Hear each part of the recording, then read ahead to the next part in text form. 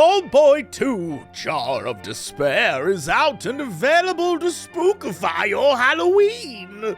The weird and creepy point and click is back, and I liked the first one so much, I just had to help them make the sequel. That's true. Look at this cutie. Look at him. Are you gonna let Bold Boy fall into despair? I hope not. Are you? You better not, you monster. Bold Boy 2 is out right now on Steam. Yeah, you know what time it is.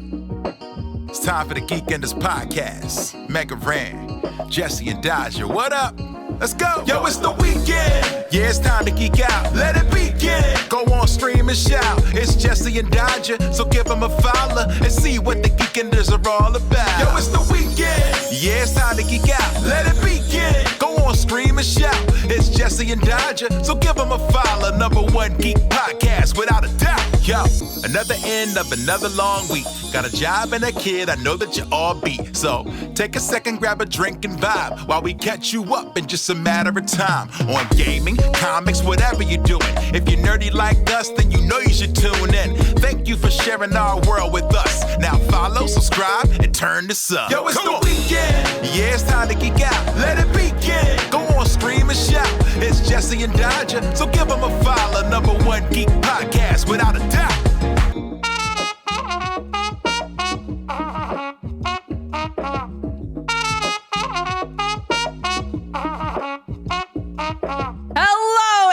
And welcome to Geekenders. It is October 29th, and we are delighted to be with you on this spooky week. Jesse and I were just talking about the ethics of stealing other people's faces during the intro, so we're all busy. Ethically dubious. Morally delightful. He was like, what if they're bad people? Yeah, what if I steal the face of bad people? And then someone was like, well, why would you want to do that? Stop asking questions that you don't want to know the answer to.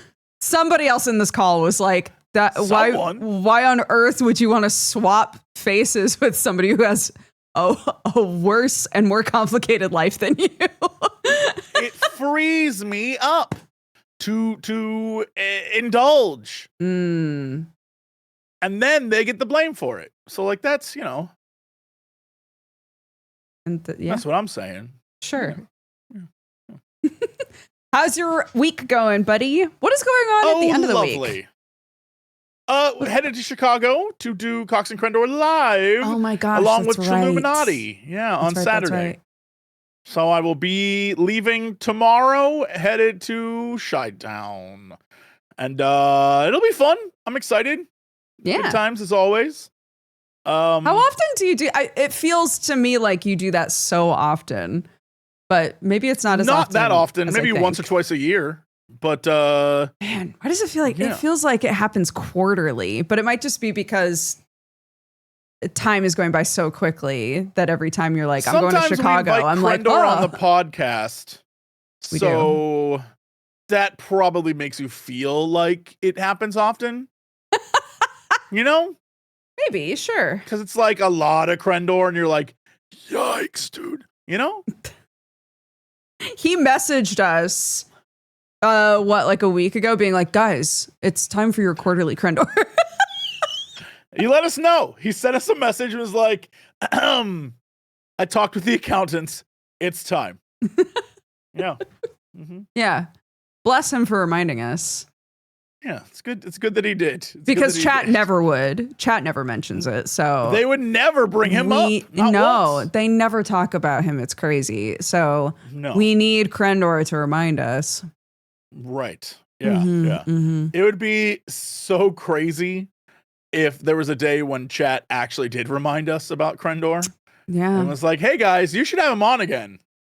Guys, it's time for your quarterly Crendor. I would give real American dollars for somebody to say that. To just like remind us. Yeah. To just be involved, you know, and like care about the quarterly Crendor the way that we do.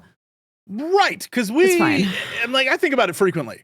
I do. There's not a day that goes by when I don't think about how do I get Crendor back on the podcast. Yeah. It feels like nearly every other week you're like, should we have Crendor back on? I bug you frequently. I will call you. You mention it all the time, but I just don't want to take the time to like look at the calendar and be like, oh, how long has it been? Like, we don't want to have him on more than quarterly because then it's like a weird, it's become like a cute thing with like a name. Like, you don't want to like overuse him. No. Right? But I just miss him so much. Once a week with him, mandated by law, is not nearly enough. It's not enough. I get that. Right. I don't even get to spend one day a week with him. So. Which is why I'm trying to help you. That's why I'm reminding you, hey, you got to have him back on. Right. And then fortunately, he reminded us, so he's coming on soon. Yep. Wait, no, for real, he is? We can talk about this later. No, I don't think we should do that. What do you mean? I don't think we should have him on. This is a problem. Oh, no, we have to. Why? What? No. We signed a thing. Remember? I didn't sign it. I didn't sign you anything. You did. No, you definitely did. Yeah. I thought that was a takeout order for tacos. No. That was the contract with Crendor. He has to come on quarterly. That's why he's reminding us because. Is that why I never got tacos? I don't know. That sounds like a separate thing, maybe. Oh, okay, good. All right. Anyway. Okay, good. Right. Love Crendor. Huge fan. No, he's like so much. Right. But also, I got to look into that taco situation. I don't know what happened to that. Bro, there are more and more T-Bells showing up out here, and we keep trying them. We keep trying the Taco Bells. What do you mean? There are more and more showing up. You mean in your area there are multiple and you're trying different ones, or you're trying the same one multiple times? There's not the same one. But there are more showing up within like a 30-minute drive of us. And so are you driving there or having it delivered? We cannot get it delivered. No. It's way too far away. I'm just trying to set up where you are on. We're trying to gauge. I want to know, did you eat Taco Bell fresh Taco Bell or like Taco Bell's been sitting in someone's car Taco Bell? Okay, no. So it's we happen to be over here. I think a T-Bell opened up over here. Maybe we should try it. It's that kind of a, we don't specifically drive out to get it, and it's way too far away for it to come to us. Okay, so we went to a T-Bell. And every time, all of you? The three of us, the fam. Wow. Okay. We went there. My kid has been like a groundhog poking her head out of the ground of safe foods lately to try new things. So she was like, I want to try some things at Taco Bell. We were like, great. But we both felt the need to be like, we just want you to know that this is not what American Taco Bell tastes like. Because what do you mean? Whoa. Because it doesn't taste the same. None of the fast food tastes the same. But Taco Bell specifically, the reason we keep trying it is because we're like, one day, maybe it'll taste the same. In what way? Whoa. Like, in what way is it different? The meat doesn't taste the same. The cheese doesn't taste the same. I don't know. It doesn't taste the same. Like, good or bad? Bad.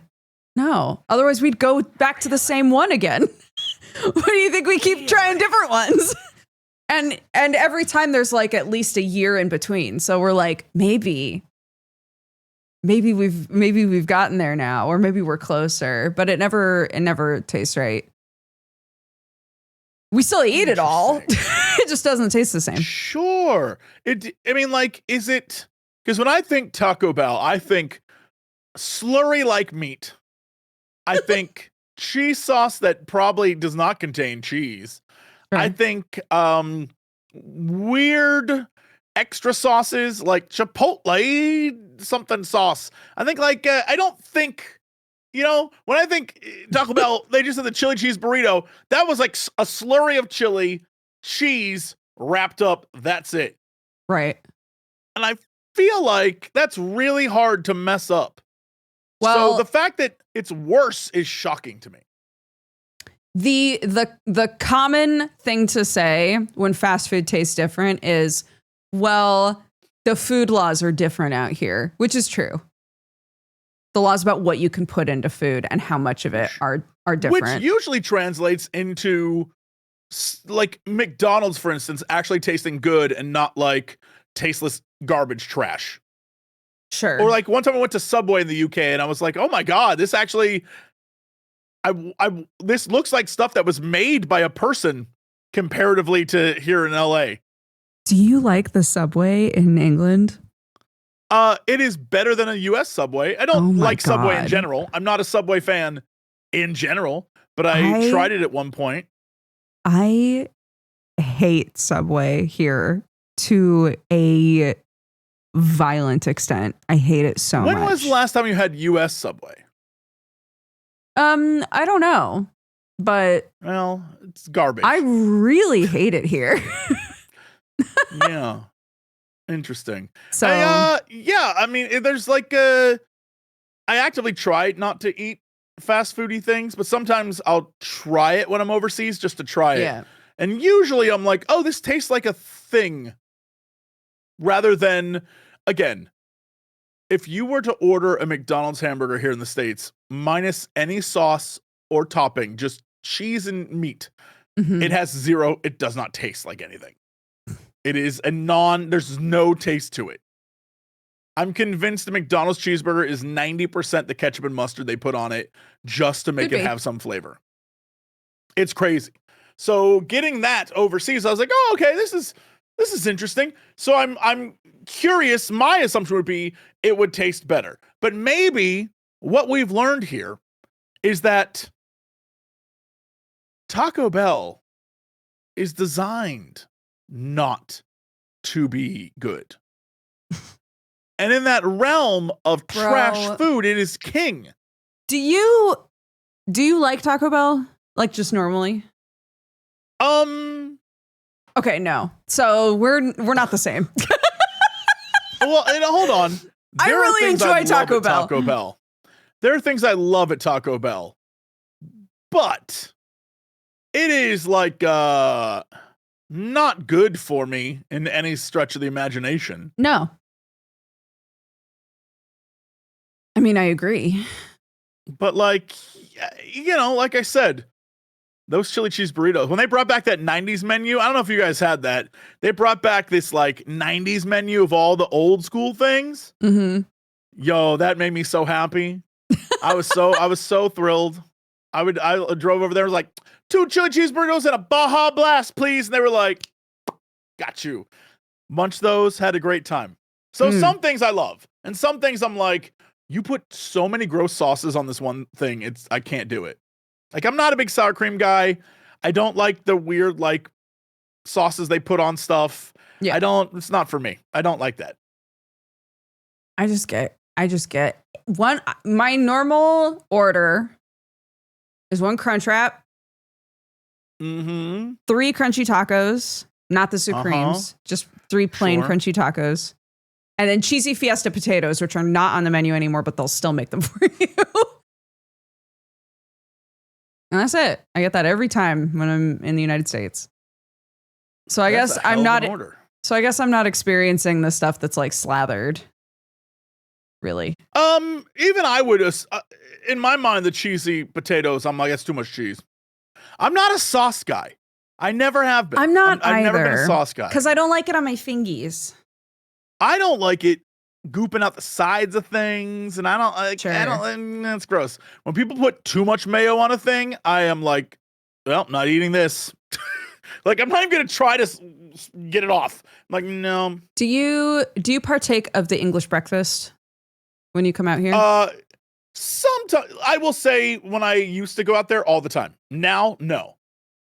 I think I graduated from like English breakfast to just like a sensible muffin, you know? Like, sure. English breakfast is a lot. It is. But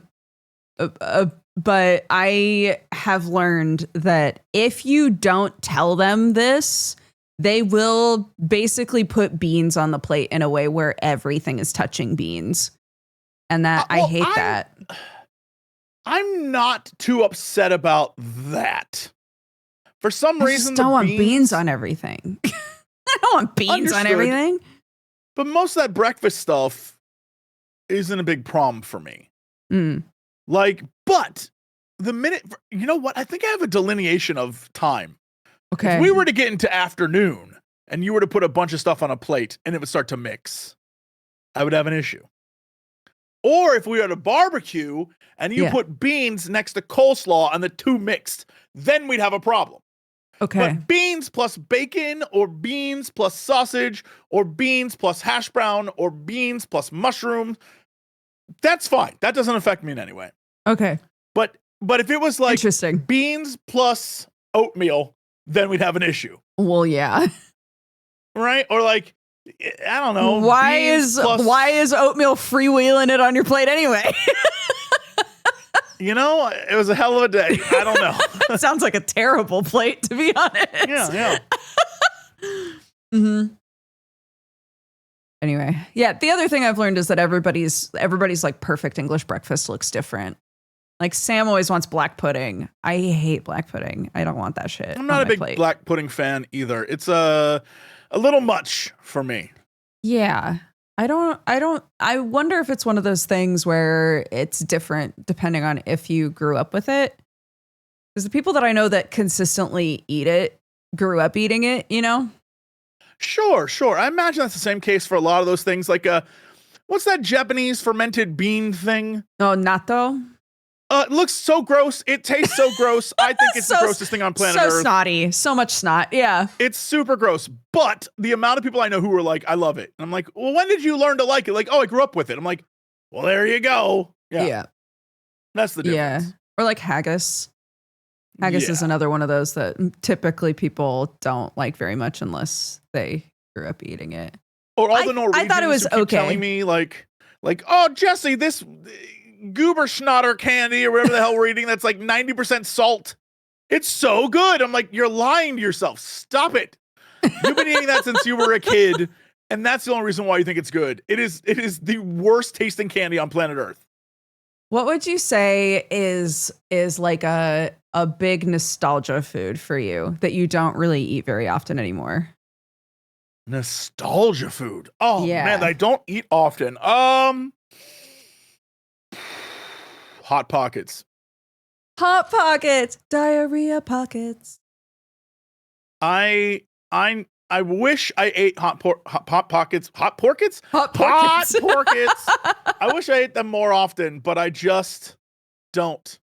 And even getting them in LA is kind of hard. If you want Hot Pockets in LA, you have to go to like a grocery store, and the ones that have Hot Pockets only have them in like 8-pack sizes. Like, I'm not that committed to the Hot Pocket life. I want like 1 or 2. I don't, I haven't had Hot Pocket. Oh, you know what else? Gushers. Oh, Gushers. That's another really good one. I'd bring back Gushers to my life if I could.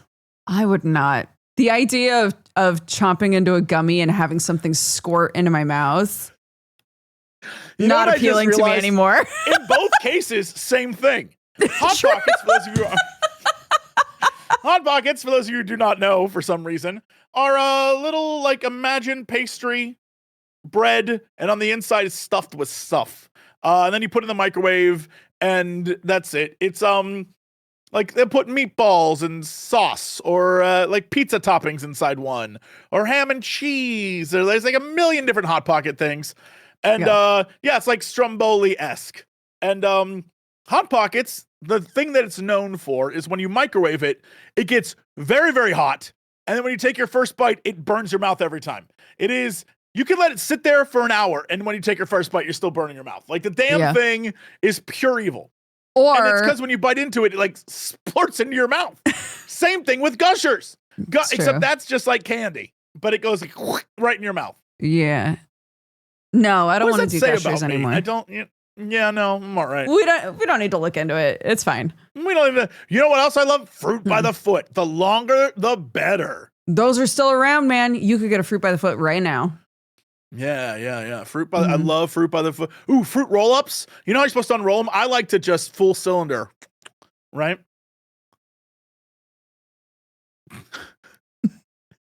Are you wondering if I'm trying to make a goof? Yes. Yes, I am. Okay. Yes, I am. Okay. I was just curious. You were trying to suss me out, and I wanted to let you know that, yes, I was making a goof. Okay, nice. Mine, I didn't realize until a couple of days ago when we were at the grocery store and I saw a bag of pork rinds, and I was transported back. Sure. Like fried pigskin, basically. Yeah. My dad used to eat spicy pork rinds. My dad has a very addictive personality. So once he loves something, he loves it for a really long time. And pork rinds, specifically the like burn your mouth off spicy pork rinds were his thing for my entire childhood. And I have such like a weird nostalgic feeling around pork rinds, which is so stupid. But I was like, I should buy those. That. Yeah. Yeah. No, I get that completely. Yeah. I'm trying to think what was the thing in our house when I was a kid. But my parents would be like, we're gonna eat healthy. And then my dad would secretly smuggle like Oreos. Right. And he'd be like, well, I don't know, what are you talking about? I'm like, oh, Dad, stop it. My dad's thing for the last few years has been lattes. I know, but he was told explicitly by the doctor, like, you really need to be careful about what you're eating. Sure. And so he's been trying to make like the perfect low-fat, sugar-free latte that still like tastes really nice. And he's constantly tweaking the recipe, adjusting things to try and still have his latte that he wants. And it's very cute. He did that with enchilada sauce when I was growing up too. He went to one restaurant that had the best enchilada sauce, according to him, and then was like, I'm going to figure out how to make that. And every time he would make enchiladas, we'd eat it and go, that was amazing. And he'd look so fucking depressed sitting at the table like, it wasn't right. Did he go to the my mom school of cooking where she'd make something and it was delicious and we'd be like, that was great. And she goes, I could have done better. Every single time. Yeah, but I feel like sometimes when people say that, it's because they're like, it's the same sort of like they're overly critical about it, but also they want to say it out loud to everybody else to be like, don't worry, you don't have to like say that it's like, good when it's not good. And you're just being nice. I'm aware. Yeah. I'm aware that it was too salty, or I'm aware that it wasn't quite right. You know, my dad, we didn't exist at the table. He was in here staring at the plate like, what's wrong? Like he was in another world thinking about like wishing he could redo the day, you know? That's like the start of an Edgar Allan Poe novel. Like a short story where it's like he sat down and he couldn't look away from the sauce he had created that day. Yeah. Yeah. Yeah. It's like, are you okay? And all he hears is the thumping of the sauce. The last time that I talked about this with someone, they were like, most likely he did make a sauce that was really close, but he had built it up so much in his head that he like couldn't, and the place closed. So he couldn't even go back to like retry it. Right. Like it became like this white whale, right? Like he just couldn't, he forgot what it really tasted like and had probably made something nearly perfect, but he'll never know. Crazy version. He can't try it again. Yes, the insane ending of this story has to be that he's like, I have to go back. I have to go back and try it again. And he gets back there and it's closed. He's like, no! Right? And he freaks out and he like looks up who the owner was. And he like stalks them and goes to their house. Mm-hmm. And he like kidnaps them and ties them to a chair. Like, it's misery. You must make this for me. Right. You must make this for me. And then when he makes it, make the sauce. It isn't as good. It's not the same. It's not the same sauce. He's like, And he throws the spoon and sauce goes everywhere and he goes, make it again. Yeah. And the guy's like, that's how I made my sauce for 25 years. He's like, no, it's not. No, it's not. You think I'm some kind of idiot? Yeah. And then after he goes completely insane, yeah, the last shot of the movie is a flashback to that night when he's at the restaurant and he's sitting there eating with the family and he's tasting the sauce and it's so good. And the camera with the creepy music slow pans into the kitchen. And the chef working that night was a different guy. Different Fade to guy. black. End of movie. End of movie. That's it. That's the one. Holy shit. That's it. Yeah. Speaking of food, that is a great film. Speaking of food, I feel like this is a great way to transition naturally and with no bumps whatsoever into the tale of Sister Soup and Brother Beard, which we wanted so desperately to talk about last week and forgot until the last second. So for audio listeners, our names on the overlay today are Sister Soup and Brother Beard in honor of this, but also to remind ourselves to talk about it today because it's so funny. Would you like to explain what this is? Long ago, I'm going to say 3-4 weeks ago, Dodger on this very show brought up the very fun Road to Empress. And at the time, I'd got the game, hadn't played it yet, but you were like, it is so much fun. I did this, and I died a bunch of times. It's great. And I was like, I can't wait to play. It sounds awesome. And so I went and I played. And then, ironically, immediately after, Crendor played a little bit too. And a lot of people started playing. I'm gonna say Dodger started this trend. A lot of people started playing this game out of nowhere. Like, you know, the famers started playing, and all the people who were like the, you know, the famers, the like 89,000 viewer streams are playing it, and it like blew up a little bit. But somehow, my video and Dodger's video, and I assume most of them, ended up on Bilibili, which is a streaming service, YouTube service-esque thing in China. And it has this really fun feature where you can sort of write a thing and it appears on the screen permanently and stays there for people watching. And so we were getting feedback reports. People translated our episodes. People translated the streams of us playing the game. About those streams, and I've never felt more flattered. I'm going to let you know now, They loved you. Listener. They think you're a genius, dude. They were like, this man figured it out. I need to broadcast specifically for China. I need to Michael Bay this shit and just focus on the Chinese market because they love me there. They love you. Yeah. I was the fighting saint of like the Empress. They were like, this guy's amazing. He knows what's up.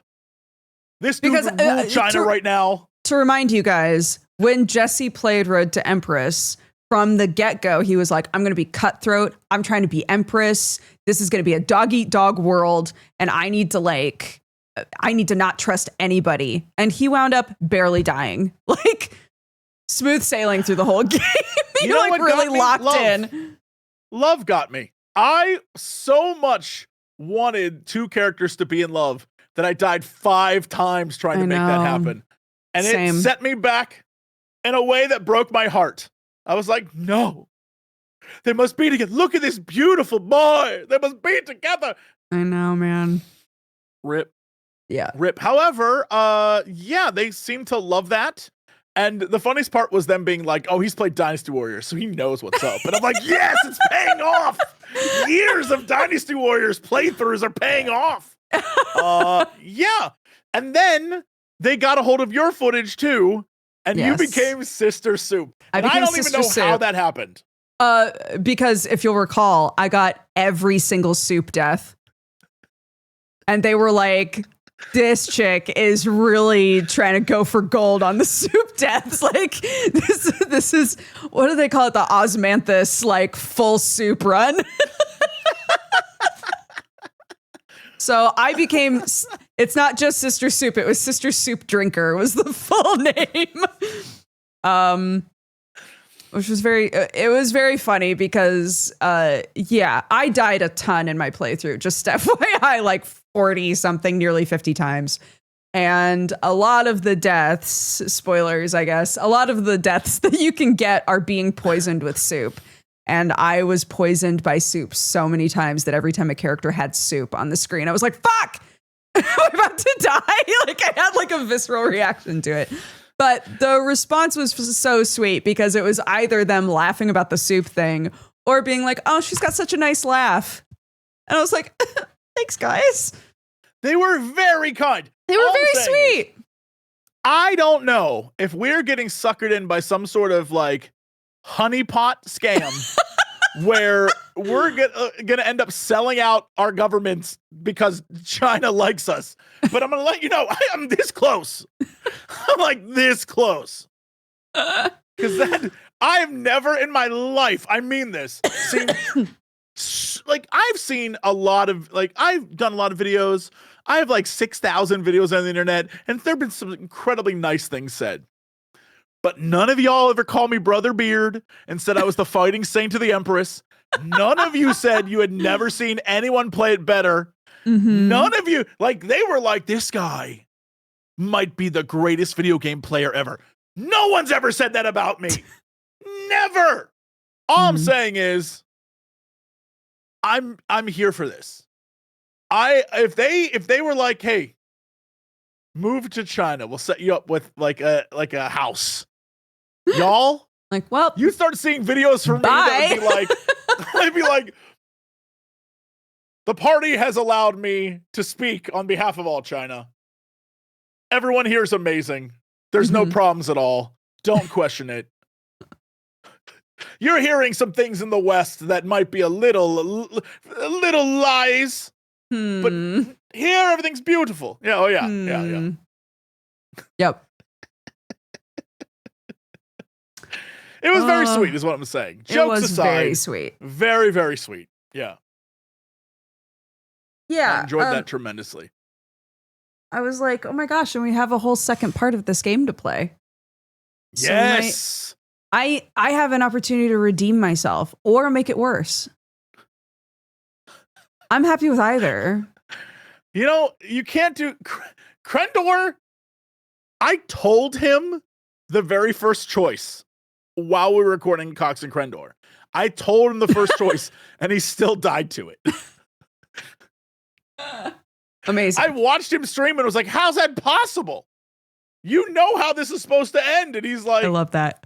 What if I do this? And I was like, Crendor, please. Oh, well. Yeah, I tried to help him. But, here's the thing, though. No. Did either of you get the ending where you start a women's football team?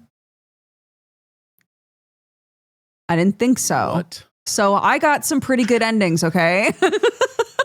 Not all of them were deaths. You win. What do you mean? She was like, screw it. No more of this Empress stuff. Let's go just play football. Yeah, there's an ending where she just fucks off and starts a women's football team. And that caused me to be like, was soccer around at that time? And it was. So. Okay. Yeah. I got 2 different endings where I became a nun. Lots of stuff. Yes. Yeah. Towards I became the end there, a super really spy like, at one point.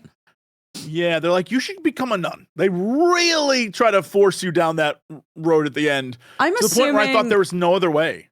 I was going to look this up later and I forgot to, but I was assuming like that was sort of a natural progression of like a retired siren maybe becomes a nun typically. I feel like in a society, the one that's expressed in the game at least, if the Emperor is like, yo, you're my bang squad, I imagine that's what it was. Let's not pretend. I know. I'm sorry. That was just a funny way to put it. Right. But like, I imagine in a society like that, the Emperor, for the sake of being the Emperor, would be like, if you don't want to do this anymore, you can't just like go live a life. Because I don't want anyone to be like, yo, I'm banging the chick that's banging the Emperor. No, he'd be like, you're a nun now. True. You know, there's like a little bit true. of I control you so you can't become a person. Right. So go be a nun because I don't want anyone to deal with that. I didn't see this part of your playthrough. When you were given the opportunity to go smooch the Emperor, did you do it? No. Me neither. Okay. I was just curious. I'm so curious what happens if you're like, yeah, sure. So my assumption is, because at a certain point I learned that you want to stand out, but not in a way that singles you out. Yes. So going anywhere alone was always a no-no dance for me. sequence near the at the start of the game. That was one of those situations where I was like, well, I don't want to like shine too much right now. Right. I want to like not do terrible. Yeah. I want to be right in the middle, I think, because I'm a new baby. I've just come in here and my elders are also here. So like, yeah. Yeah. Although the one of the choices was literally like, either you do nothing and you're like, oh, I can't do anything, or you sing terribly. And I was like, why would you pick that? Or you do like a little, oh no, it was you dance terribly, or maybe play music terribly, whatever it was. And then you sing beautifully. And I was like, well, obviously I'm going to sing. It was you play music terribly. Yeah. Yeah. I was like, why would I pick either of those? I'll just sing. And that right away, when I sang beautifully, everyone was like, this bitch. And I was like, see, this is why you don't stand out. This is why you don't stand out. And so from that point on, I really was just like, all right, if I go to the Emperor by myself, I'm alone with the Emperor, and everyone's going to start talking. Everybody's going to be talking about me. Yeah. So I sent some other girl instead. Yep. And then she was like, finally, I'll get my turn. And while she was doing that, I was making plans. Yeah. I was like, you were scheming. Playing billiards, shuffleboard, whatever the shit that they played in that game. Yeah. Yep. I love that game. That was very fun. It was super fun. I'm very excited for the second part. I'm ready to be Empress. Me too. I must talk before I forget. Yeah. About Outer Worlds 2. Okay. So I believe it's finally out today or yesterday. I don't know. One of these days it came out officially. But I've had it for a little bit. I've been playing. So I can finally talk about it. And I feel like this is a great time to do so. Okay. So, yes, it says now available. Yes. If you didn't play Outer Worlds 1, it came out the exact same time as Outer Wilds. So that probably confused the hell out of you. Yeah. But Outer Worlds 1, my gaming experience, I've mentioned this several times on the podcast, literally was I decided to play a complete asshole. And from moment one, murdered the first quest giver, skipped a bunch of stuff, got the best weapon in the game right away, just like straight up went nuts. Had a blast. To the point where I think Ashley Birch was one of the characters you could get, and she was terrified of me. My very first companion was terrified. Loved it. I was like, this rocks. Okay. I'm glad they allow you to do stuff, right? Yeah. I love when you're an RPG and you say, hey, I'm going to let you do whatever you want. You're going to end up with me doing things like Baldur's Gate, where I literally was like, fine, I want to be a bad guy who's trying to be good. Mm-hmm. And it worked. And so for Outer Worlds, I was like, I just want to be an asshole. Had a great time. So this time around, Outer Worlds 2, first off, if you watch the secret level episode of Outer Worlds, I think exact same cinematics team, because the cinematics in this game rock. They're so much fun. The very first one you see is like a spoof of a TV show where it's the Earth Directorate, I think they're called. I'll get to it later, but there's two factions that sound very close to each other, and I keep getting them confused. But it's like the Earth Directorate. And it's like this like sassy badass captain lady and her like goofy pal buddy who's like, golly gee. And they they have like a bunch of like, join the Earth Protectorate now. And it's very Zap Brannigan like Kip coded. Very cute. I enjoy it tremendously. And that's like how the game starts, with like this big opening number of just like a fantastic cinematic. Loved that. And then it leads you into the game, which is basically unlike the first game. In this one, you are essentially a good guy. I imagine if you went down the path of like, I did bad things, you could become a baddie. But because I was a good guy, I kind of stayed a good guy. I didn't really move off that path. Yeah. You are an Earth Directorate like commander. And in fact, I think the name they give you is commander, but you can change that. And so when you start, they're like, okay, let's make your character. You can make your character whoever you want. I tried to make him a guy, but all the guy models, I was like, these guys are ugly as shit. So I made her a sexy redhead.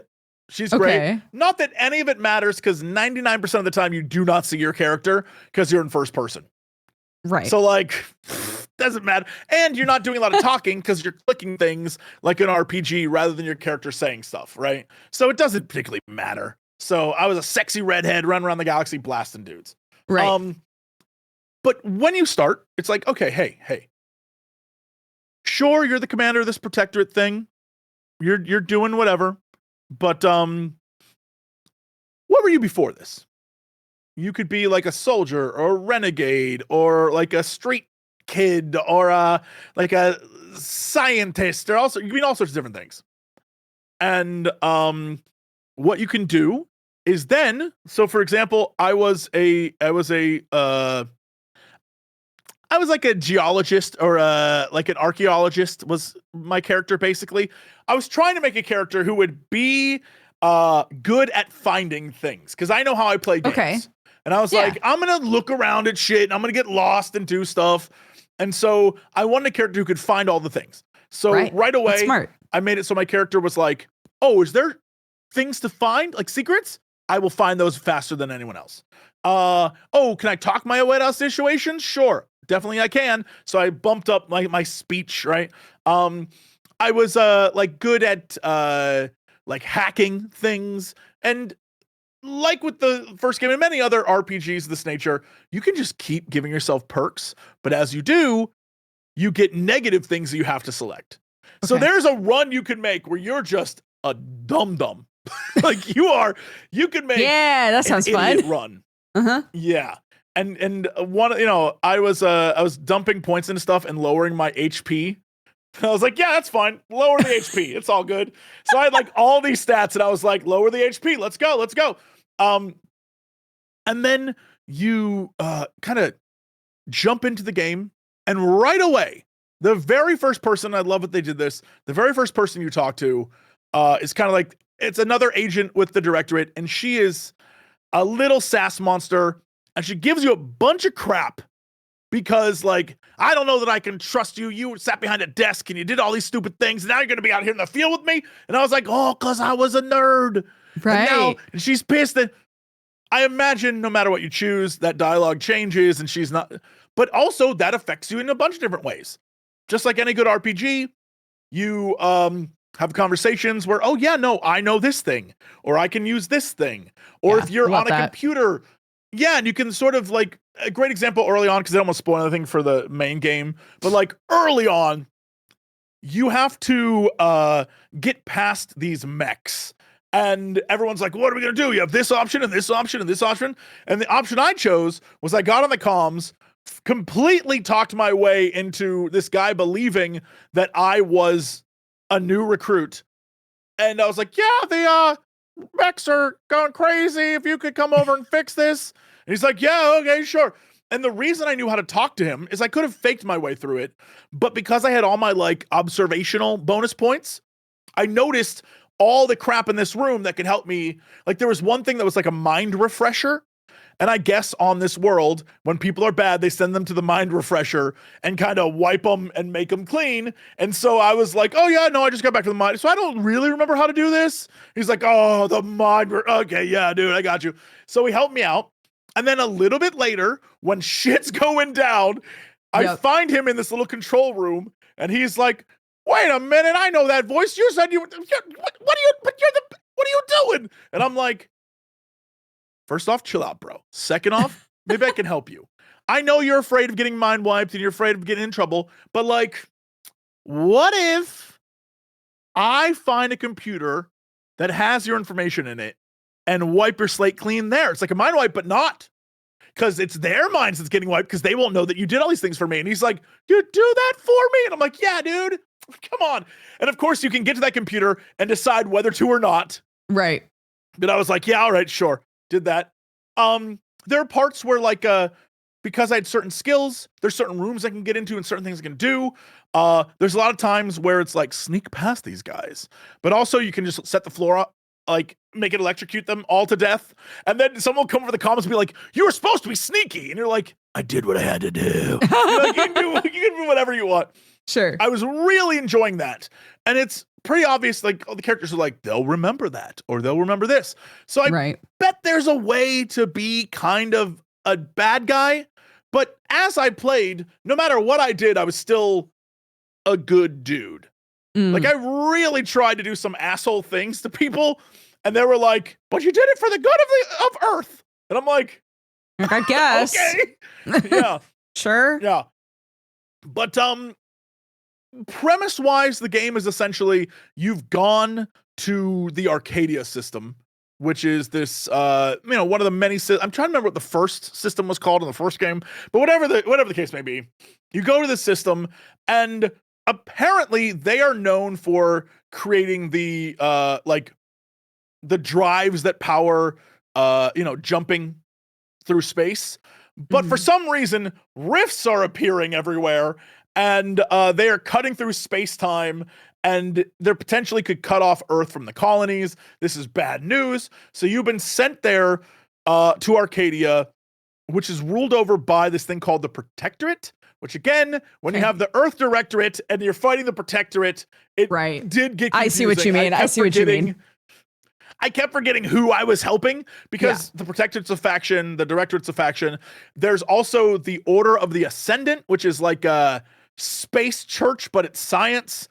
And then there's Auntie's Choice, which is the two mega corporations, Spacer's Choice and Auntie's from the first game, like combining together to make a super mega corporation. And they're trying to take over the system too. So you have to like, go back and kind of mess with the different factions and do that stuff. However, there is a very funny thing you can do where you can get a perk that is like none of your factions will ever fall below neutral. Okay. But if you keep messing with like adding additional perks, you can unlock a bad perk, which is none of your factions will raise above neutral. So you can literally just be like, I'm terrible and no one cares. You can like cheese it that way. Right. Okay. Which I thought was pretty funny. And so you end up going to this place, and there's a really fun intro of kind of sneaking onto this facility, learning about the Protectorate, getting involved in what is very obviously a trap. And then all hell breaks loose, and cut to some amount of time, no spoilers, in the future. And you go from there.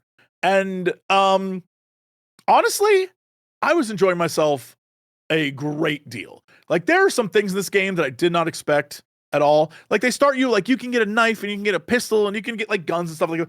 But I found a weapon, Dukes. I found a weapon that is basically a giant mallet, but also a shotgun. Okay. And I was so happy. Like, it was the greatest thing I've ever used in my entire life. I was like, well, I felt a lot cooler than I probably looked. Yeah. Because I wasn't playing in third person. I was playing in first. But, like, I was this little tiny redheaded woman with this ridiculous, like, if I was a big beefy dude, I probably would look awesome. Anyway, I'm like, let's go. And I'm just like bashing the hell. I loved it. I had a great time.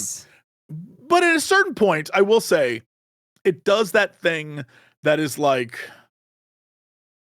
okay, like the first area was really fun to explore, and I enjoyed that. There was a lot of things to like check out, but then I think it's like the second or third major area you go to was like so big that I got hit with that thing that always drives me crazy, which is like, there's so much to do and I don't know where to go. And there's a lot. I was so overwhelmed that I like, all right, I'm going to just step away. Like I definitely know that if I were to play that on stream, I would have spent the rest of the time I played in that one area and never pushed through it. Yeah. Because it was so much. And I was like, okay. Yeah. But with that said, that's kind of like people love that. That's like a personal thing for me. So I don't even know if that's a negative to have like a giant area in your game, to be honest. But everything else loved. I love the conversations. I love talking with people. I love that all the characters had their own sort of like, not just personalities, but also biases, depending on who you were, or like what, things would change over time. I like there being a payoff to your choices in like conversation and in how you're treated, and yeah, like there's like a great example is there's a guy who you kind of like start the game with, and he is very new, but if you keep hyping him up, he becomes awesome. Like, because he'll be like, yeah, I didn't know what to do in this situation. You're like, hey man, you did the best you could do. That was awesome. And he's like, thanks. It's like, bing, he'll remember this. And he like gets more comfortable with himself as time goes on. However, there are options as like, you messed up, you suck. And I wonder what that would do to him. Yeah. There's a lot of that. It feels like one of those games that you could probably have a ton of playthroughs in and enjoy. This is a game that I'll play through exactly once because it's so big. But yeah, I've been really enjoying it. I can't even begin to tell you how far I'm in. I know I've spent roughly 10 hours, but it doesn't feel like I've scratched the surface at all. It feels like there's a lot to this one. And I'm enjoying it. It's very fun. Yeah. Do you know how long a playthrough is meant to be in this game? I do not. I would imagine this is one of those 40 to 80 hour games. Yeah. But I just don't know. I will say that when I played a terrible, awful guy in the first one, that took me like 12 hours to beat. Oh, I okay. cruised through. I absolutely destroyed it. It was great. Okay. But that's because I could do it as a bad guy. Yeah, this one, I think because of the setup, you kind of like are on a path. I'm not sure what will happen with that path, but you're definitely on one. Yeah. Okay. That sounds really cool. I never played Outer Worlds. I never watched people play Outer Worlds. So it has the like, there's like a silly aesthetic to it. Like it's space, it's the future, except like here's a great example. The intro cinematic that's like, we're the Earth Protectorate. And it's like, if you need us, we'll come and help you. And it's like, if there's an evil corporation taking over your sector, and it shows like a corporate guy, and then they run in the room and they punch him in the face. And it's like, if there's an evil government taking over your sector, and there's like an evil government guy, they run and they punch him in the face. And they're like, and if the evil corporate guy and the evil like government leader join together, we'll be there. And they burst the room and then gun them down. And then at the end, they do like a thing where they stand there like the Earth Directorate, we're here for you. And then it does like a, depending on location, may take 10 to 6 months, like that kind of thing. Right. And so that's the vibe. Okay. It's like a lot of it's played silly, but they're trying to do like a serious story within that, which I think is pretty fun. Do you feel like, as someone who knows nothing about the first one, could I hop into the second one?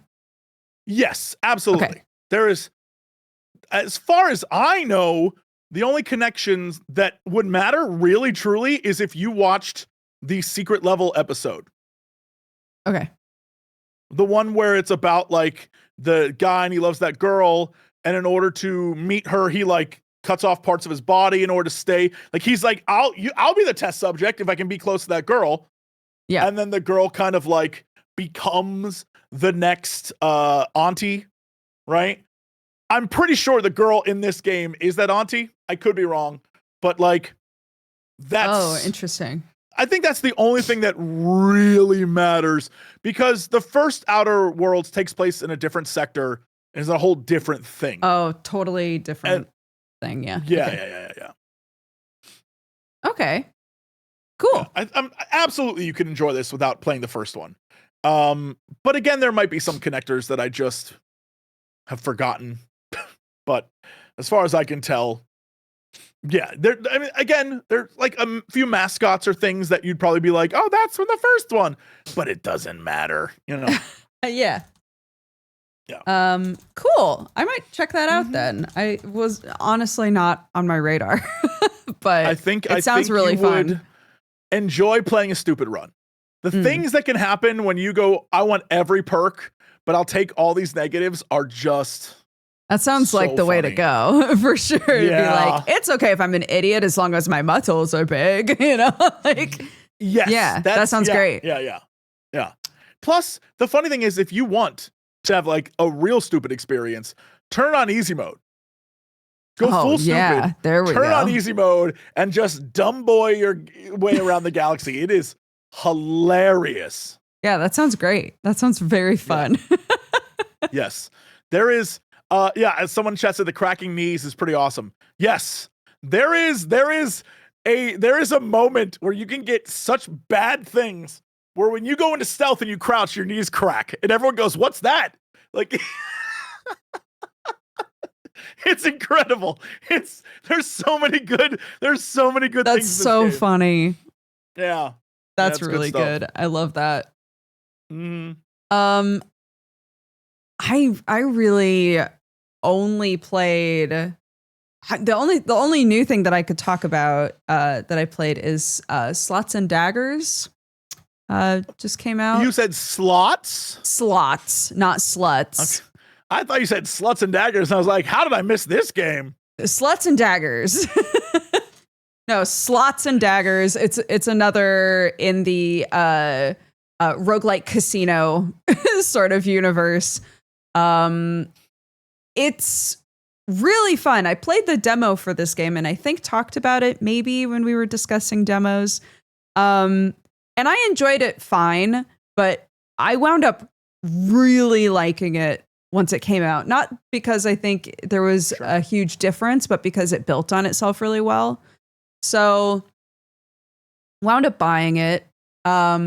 It's a very like neutral palette pixel art sort of a thing.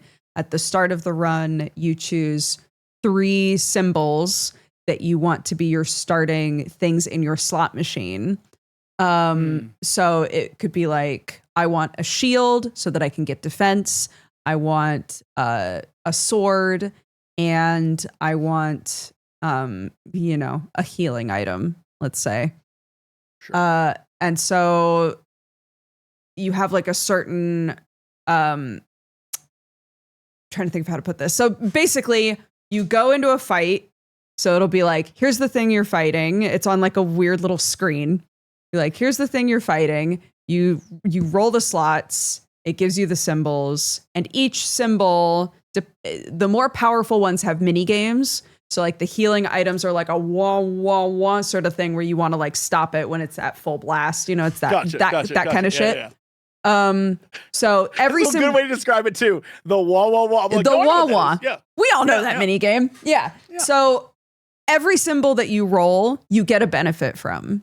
So you don't have to get like 3 in a row in order to benefit from it. So if you got like 1 Healy, you get a little bit of healing. 1 sword, you attack once. 1 shield, you get a little defense. But if you have 3 of something, so if I had 3 swords, it would be normal sword attack, huge sword attack, right? So the third one would do better. If you had like 3 shields, you would get full shield. In the slot machine? Yes. Okay. Yeah. So you could get one of each. There's 3 openings at the start. Sure. Spoilers, you can get more. But at the start, there's 3 openings, right? So you could get one of each when you stop it. Or you could get sword, just like a slot machine. And then you get a bigger value out of it. Does that make sense? Yeah. Oh, yeah. No, we're good. Yeah. So I wanted to make sure it was in the slot machine and not just like, then I got swords. And I was like, what the hell would you use that for? But all right, we're good. No, because each time you roll them, they have a result, right? Absolutely. So getting 3 of it, you get a bigger result. And you just go until you kill the thing. I think the reason that I wound up enjoying it so much is because there's like a lot of simplicity to it. It's literally, here's the thing you're fighting. You go right in, you roll the slots. You can do it really fast, or you can take your time with it if you want. You could just be like, bam, bam, bam, bam, bam, and just go. Once the thing dies, you go into like a shop screen and you can get new things to put into your slot machine. You can get like a trinket that has a passive, whatever. And the more that you play, the more starting slot symbols you unlock. And so eventually you have like magic items, and you can get things that buff your magic, or things that do poison damage, or, whatever. And you can sort of figure out how to do a good build around that. It took me less time than I expected to get all the way to the end. But I really enjoyed the game. I'm realizing, so I was trying to figure out why Ball Pit is fun, but is not the sort of game that I was going to like turn on in my off time, really. Like, sure. I was like, I enjoy this game and I am playing it, but I'm quickly losing steam on it. And I was trying to figure out why. And I think the reason is because it's not one of these games where if I look away for a second, I won't die. Does that make sense? Understood. Yes. Yes. You have to be like hyper focused for that game. You have to be locked in for the entire thing. I'm realizing this about myself. The games that I want to play a lot when I'm doing other stuff or when I'm just relaxing are games like deck builders, where it's like, I chose my card and now it's going to resolve, and oh, it's my turn again. I don't know, choose another card, right? Or like, I really liked this game because, again, it was like, here's a thing that you're fighting. Roll the slots, idiot. I'd be like, oh, right, roll slots. The resolution happens. He attacked me. Oh, cool, I'm still alive. Yeah. I'll roll slots, And somebody out there is probably going to be like, but you can pause Ball Pit. You can. That's not the same, though, as just being able to just kind of look away from it and know that the game is going to be fine.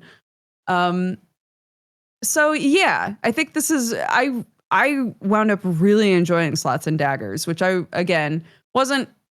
not that the demo was bad. It was just, I didn't get super engaged with the game until I realized the amount to which I could control my starting lineup of symbols, and being able to have like a pool of symbols that I could choose from for my first 3.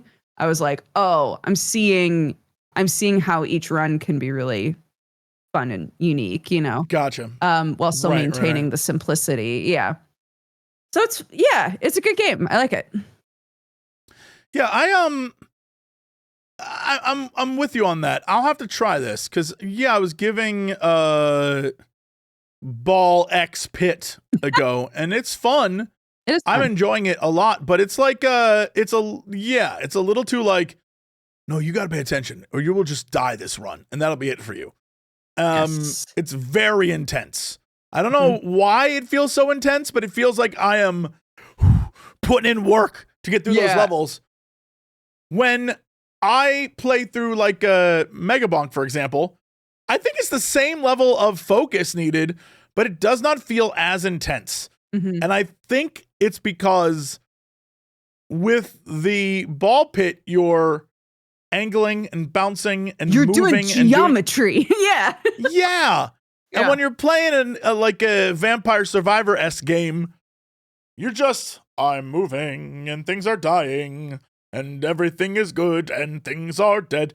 It doesn't feel as intense. Okay, I'll start again. Yeah. Yeah. Yeah. And I think maybe that's probably the difference. So I'll check out your slut game. Yeah, check out the slut game. It's fun, I think. I think they did a good job with it. And I don't think that it's a bad thing that I got to the end within a couple of days. Because there is an arena mode that just goes on and on. So cool. Yeah, I enjoyed it. That's, I think, the only new game that I played. Really, I swapped Silksong to my day game, so I'm finally making some progress in Silksong, as expected. I had hit a wall in Silksong, and again, I won't spoil anything. But I hit a wall that I think people hit in well-made Metroidvanias a lot, which is where you're like, haven't I done everything? Why can I not progress right now? Sure. And then you start frantically backtracking, like, what did I miss? What did I overlook? What did I not mark on the map, right? And quickly found, I think, 3 different things, like huge areas that I did not find before, had not done. And I was like, this is great. I love that feeling so much. Yeah.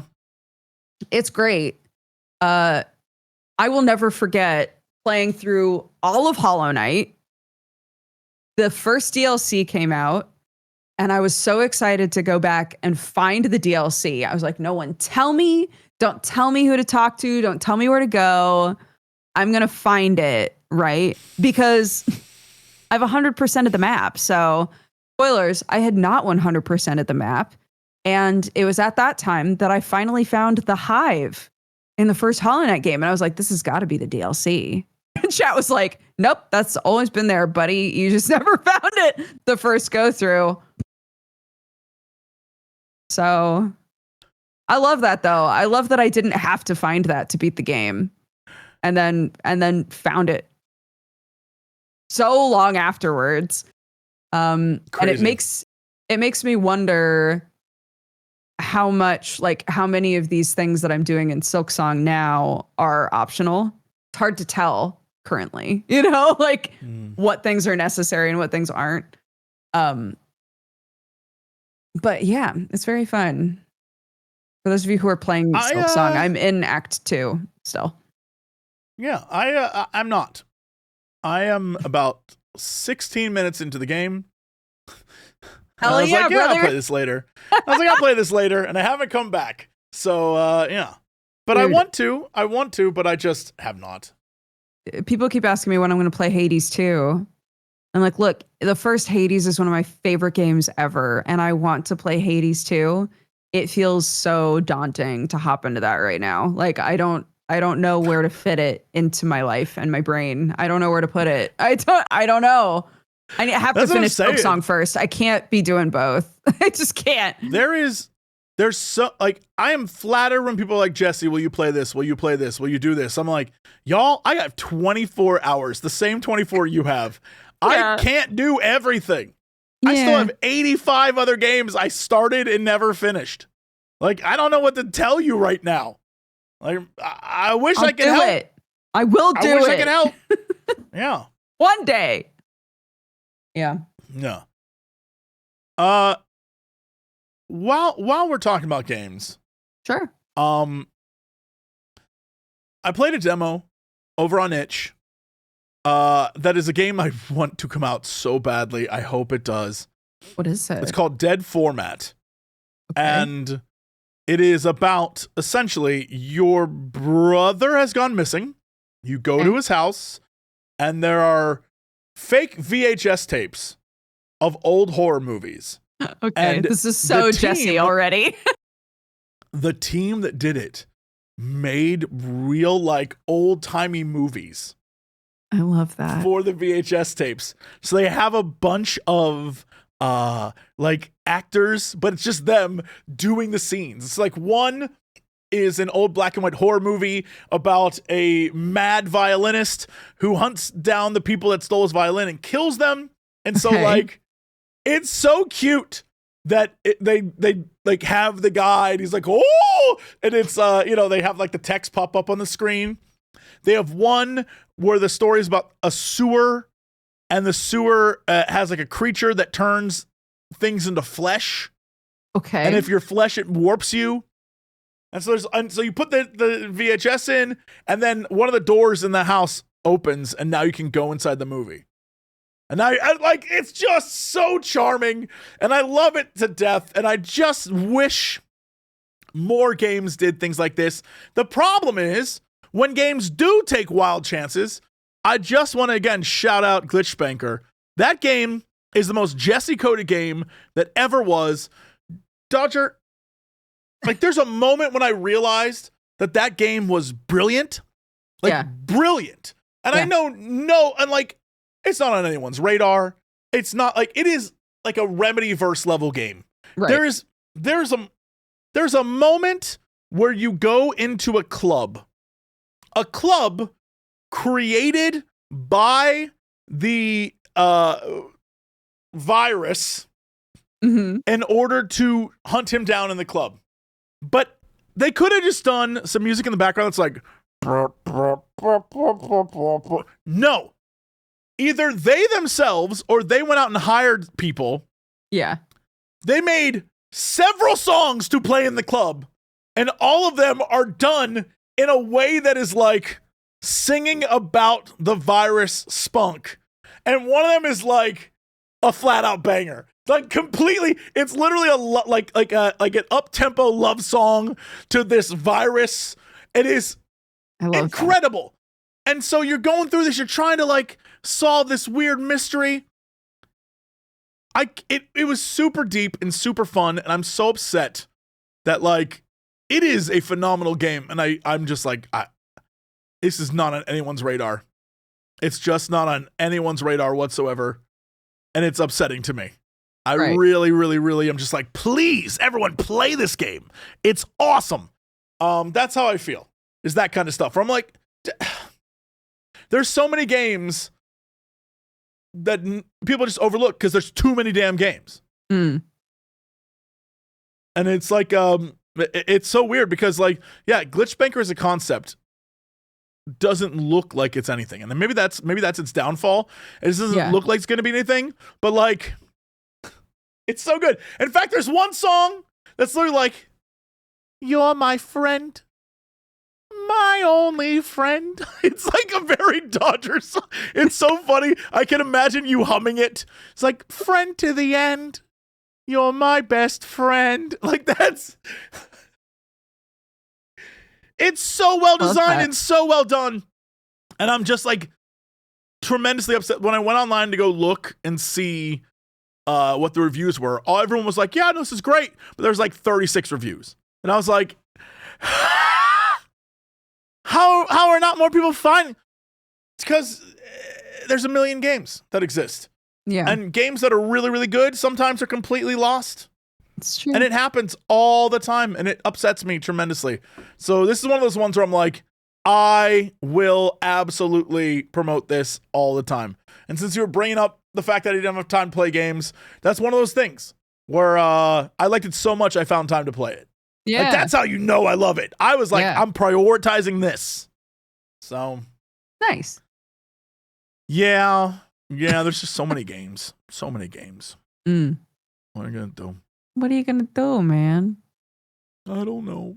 I don't know either, man. Yeah.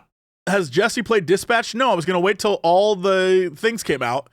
I thought episode-wise it was going to take a while for all the episodes to come out. No, they're like 3 and 4 out today. I'm like, yeah, all right, I'll get on that eventually. I'm in no way rushed to play that game. I'm just not. I have 85 other games. Like, I have so many other games. I'll get to it eventually. Yeah. That's fair. No. I don't have the mental fortitude. I was like, I'll wait. Yep. Hey, you want to do some news? I got some news for you. I would love to do some news. I was about to go and look because I realized I have a list of the release dates for all of the Dispatch sections. Oh, basically it's supposed to be like you when they're all out, but yeah, I think it's every week 2 more episodes comes out. So this week was 3 and 4. I imagine next week are 5 and 6, etc. Yeah. Anyway, hey, this is fun. I don't know what this means, but I think it's so funny. Microsoft CEO echoed comments from Xbox leaderships that the company views its competition in gaming not as other gaming platforms, but short-form videos like TikTok. Wait, say that again? Let me just give you the quote here. Remember, the biggest gaming business is Windows business. To us, gaming on Windows And of course, Steam has built a massive marketplace on top of it and done a very successful job. So to us, the way we're thinking about gaming is, first of all, we're not the largest publisher we're now the largest publisher after acquiring Activision. So therefore, we want to be a fantastic publisher, similar in the approach to what we did with Microsoft Office. We're going to be everywhere, on every platform. So we want to make sure, whether it's consoles or whether it's PC, whether it's mobile, whether it's cloud gaming or on TV, we want to make sure that we are enjoyed by gamers everywhere. We want to do the innovative work on the system side of console and PC. And basically, at the end of the day, the console experience is unparalleled. We've got that on lock. It delivers performance, Most importantly, the game business model has to be one where we invent some new interactive media as well. Because after all, gaming's competition is not other gaming. Gaming's competition is short-form video. And so, if we as an industry don't continue to innovate both how we produce and what we produce, we think how we think about distribution, the economic model, etc. Best way to innovate, blah, blah, blah. So I'm still trying to figure out what exactly that means, because it sounds like my man's saying we need to put content on TikTok. We need to have games for TikTok. This doesn't inspire to me that they know how to do what they're saying they feel like they need to do, but we've talked a lot before about how currently the business model for everybody is, how do we monopolize as much of your time as possible? Right. Yes. And so everybody feels threatened by whatever is keeping you around more. They're like, okay, so we've got all these websites that are optimized to keep you there and keep you scrolling and never leaving. So how do we drag your attention away from that?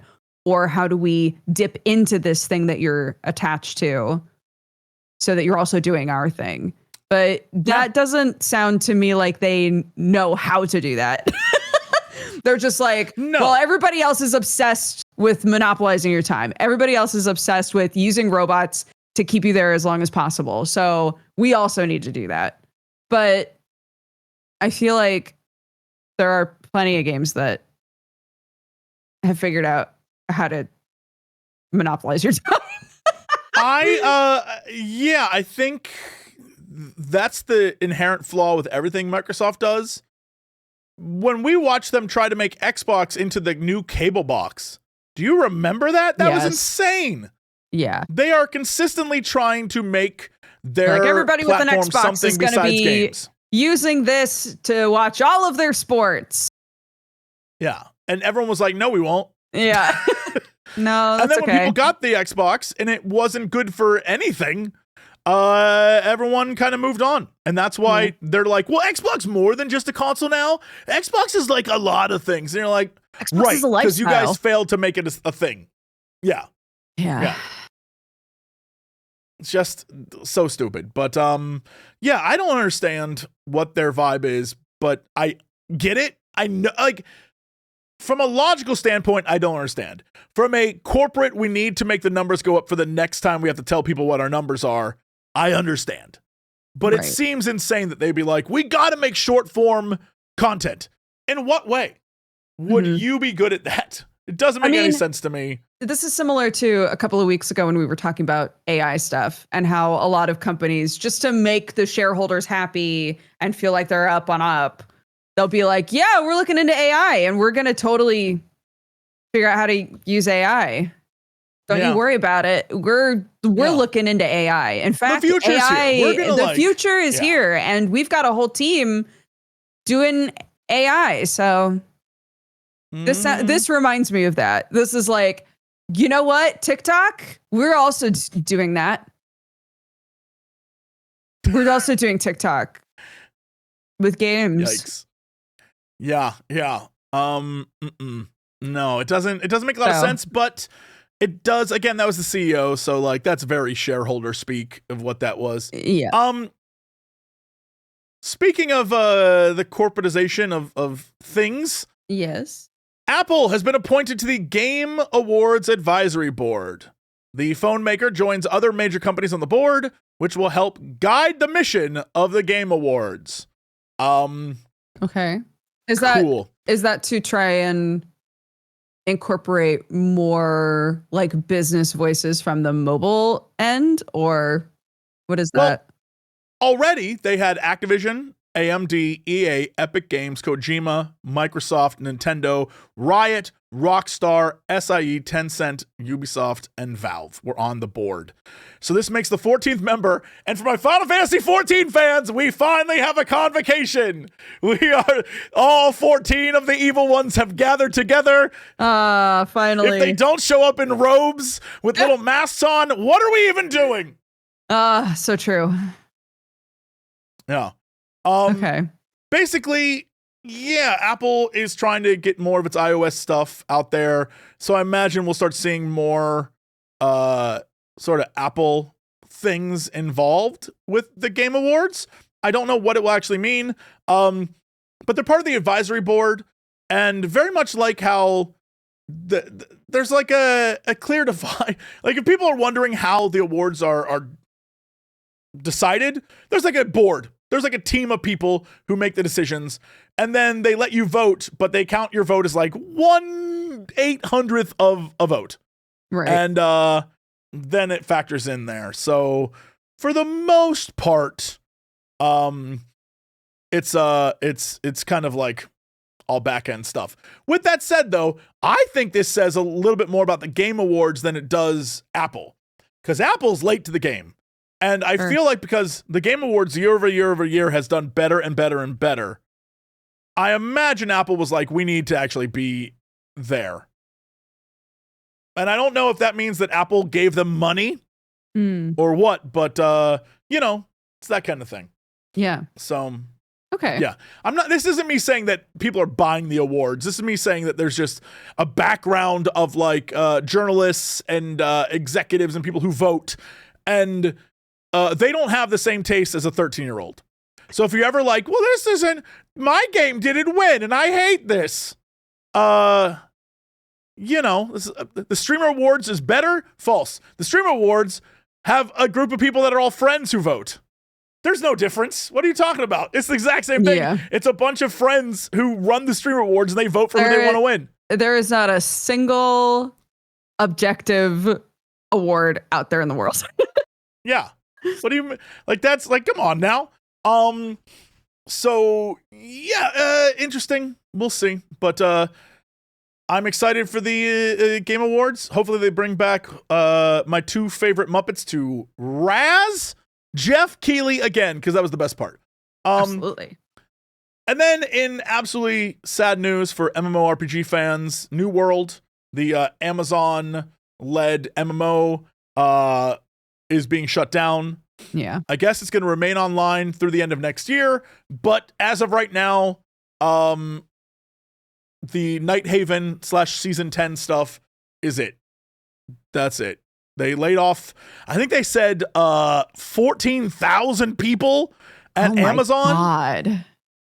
And yeah, that's it. After the statement was, after 4 years of steady content updates and major new console release, we've reached a point where it's no longer sustainable to continue supporting the game with new content updates. In the coming months, we'll provide more details on what to expect, but that's pretty much it. They're like, we're going to keep it online through 2026, and that sucks because I know a lot of people were looking for a video game home, looking for a place to be, and yeah, it's gone now. That sucks. I will say, it's crazy to me that we can exist in a world where they can say it's not sustainable to keep that game running, but Bezos can have like $400 billion. Bro, I just, yeah. Just crazy to me. Yeah. Like, there are people who work at Amazon who are scared of losing their SNAP benefits, but Bezos has $400 billion. Like, the whole thing seems out of whack. Yeah. The distribution of wealth at Amazon maybe could stand a closer look. Yeah. I mean, if they're going to pump, keep the game going a little bit longer, you know? Yeah. There's like, if they would have actually taken the time to promote it and do stuff with it. That's the and big thing. That's what I was going to say, right? Is like, I think some people thought that it wasn't still around anyway, because you never see anything about it. And it's not like you're saying, it's not like they couldn't move some shit Amazon. Around. They have more money than God. They could promote the hell out of that. They could have put ads everywhere. Literally, Warcraft was like, hey, let's get a bunch of celebrities to do Warcraft ads in the early 2000s. And they would release those every so often to remind people it was a thing that was happening. This game came out. They paid a bunch of people to play it. And then many people absolutely dropped off. The minute they stopped paying people to play it, people like went off and did their thing. And then like, I never saw anything else. You ever, not once. because we've heard stuff like this before, right? Where it's like, okay, what's the initial reception to it? The initial reception was bad. Then we're not going to put more money into it. Sure. Which is crazy when we're living in the now times where we have so many examples of games that started off with poor reception and with a closer eye and a good team and good leadership, turn it around, right? Like, yeah. And if anything, it could have been a cool thing. The two biggest, No Man's Sky and Cyberpunk had terrible launches. Yeah. And within a couple years, had the biggest numbers anyone had ever seen. Like, they were massive hits later on. Final Fantasy XIV. I think this is, and this is one of those. Love. This is another game like that. Yeah, absolutely. Games have, like, I don't know, man. It doesn't make a lot. I thought it was getting a lot of good people. I don't want to say reviews. I didn't see any of the reviews, but like good word of mouth that people really liked the game and they were really excited and they were like, yes, New World's so much fun. I'm enjoying it a lot. This is great. But you know, me, I'm like, I'm a one MMO person, guys, and I'm going to pick the one that is the most casual. So like, I'm fine. But yeah, people, I don't know, man. It seems weird that people would just, I guess it's not the people playing it. It's the company that ran it decided it wasn't worth it. I would love to know what the numbers were. Like, what was the this isn't worth it for us number? Yeah. I don't know. Yeah. But wait, are the 14,000 people that were working on the game?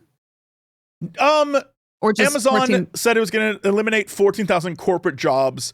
Many of those were in game development and publishing. That's so many people. The San Diego and Irvine studios, which are responsible for MMOs New World and an untitled Lord of the Rings game, have seen significant reductions, according to Steve Boom, Vice President of Audio, Twitch, and Games. Okay. Apparently, they're still working on the next Tomb Raider with Crystal Dynamics and Mavericks Games' new open world driving game. But other than that, that sucks. I just looked over at chat and saw someone say, I've failed to save the burning crotch man dozens of times. Reload. That seems like a you problem. What do you mean? Reload. Yeah. So and who played that guy? Anyway, sorry. Someone with a dick worth setting on fire, you know? Sure. Yeah. So absolute mess in the gaming industry right now. Always has been. Seems every week it's like, still pretty shit out there. So support your indie games. That's what I say. For real. Yeah. Yeah, and hopefully everybody who's now looking for a new job in the game industry finds a home quickly. One. Yeah. Yeah. Yeah. Yikes. Anyway, that's the news. What the fuck? Why was so much of it depressing? It's midweek. We haven't had time to do any good stuff. God, that's so true. It's hump day, though. It is. So there's that. Some good things can happen tomorrow, maybe. Mm-hmm. We're over the hump now. So it's smooth sailing. Right, guys? we're zooming towards Halloween. We have to have some good stories post Halloween. Sure. Yeah, sure.